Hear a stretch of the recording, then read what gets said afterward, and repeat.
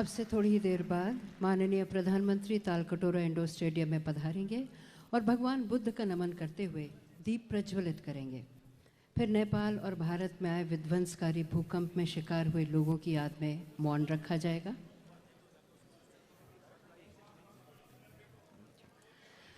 कार्यक्रम के बारे में हम आपको आगे बताएंगे। फिलहाल सम्राट अशोक क्लब के राष्ट्रीय प्रवक्ता डॉक्टर सच्चिदानंद मौर्य से निवेदन है कि आप कृपया अपने बोधन के लिए पधारें।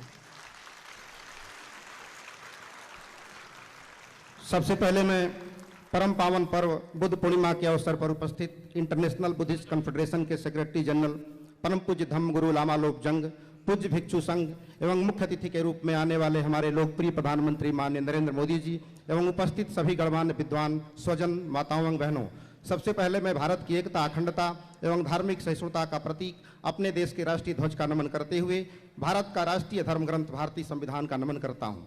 तत्पश्चात आज बुद्ध पूर्णिमा के अवसर पर विश्व की असभ्य मानवता को सर्वप्रथम सभ्यता का पाठ पढ़ाने वाले एक महान दार्शनिक, एक महान वैज्ञानिक, एक महान चिकित्सक, एक महान समाजशास्त्री और दुनिया के 100 महापुरुषों में प्रथम स्थान रखने वाले एक महान अर्थशास्त्री, मानववादी, प्रकृति धम्म के अन्वेषक शाक्य मुनि विश्व गुरु तथागत गौतम बुद्ध को सत बार नमन करता हूँ।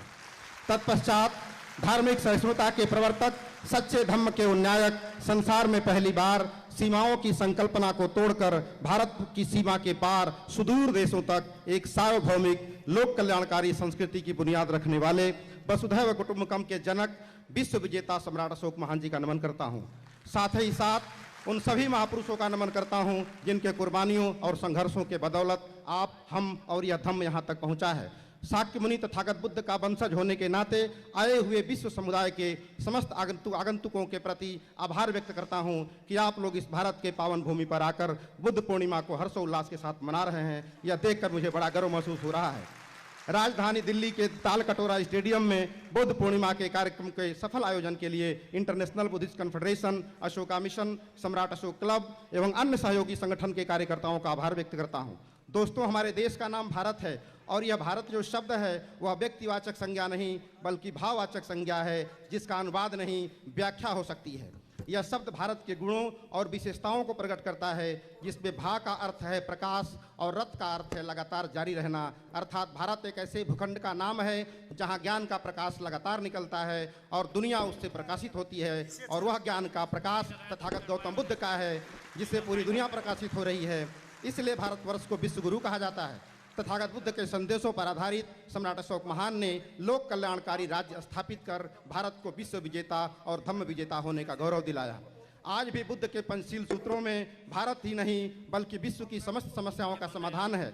अब तक शिक्षण संस्थाओं ने व्यक्ति को शिक्षित करने की प्रणाली विकसित की है, लेकिन तथागत बुद्ध ने किसी व्यक्ति को इंसान बनाने की प्रणाली विकसित की थी।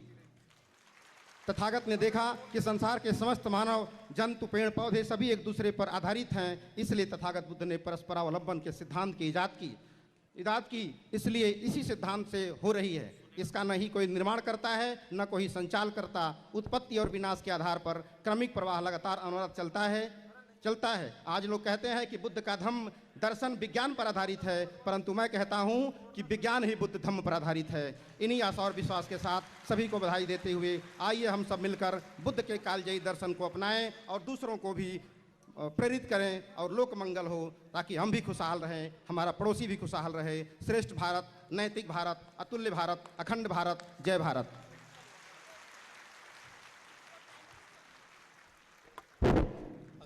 माननीय प्रधानमंत्री चल चुके हैं और कुछ ही क्षणों में यहाँ पधारने वाले हैं।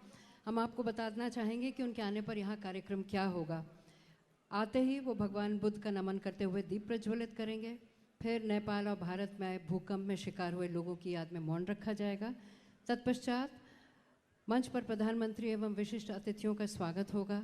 प्रधानमंत्री उन 4 विभूतियों को सम्मानित करेंगे जिन्होंने बौद्ध धर्म, कला, दर्शन एवं धरोहर के अध्ययन, संरक्षण एवं प्रचार में महत्वपूर्ण भूमिका निभाई है।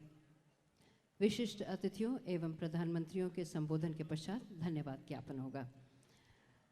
हम आपको ये भी बताना चाहेंगे कि आप सबके लिए नाश्ते का इंतज़ाम किया है। कार्यक्रम संपन्न होने के बाद बाहर जाते समय अपने फूड पैकेट ज़रूर ले लीजिएगा।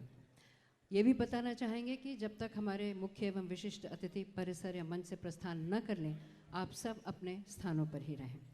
Ladies and gentlemen, the Honorable Prime Minister has already left and will be arriving here any moment. Upon his arrival, he will light the butter lamp and pay obeisance to Lord Buddha. We will then observe silence in the memory of the victims of earthquake in Nepal, India and other regions. Our Chief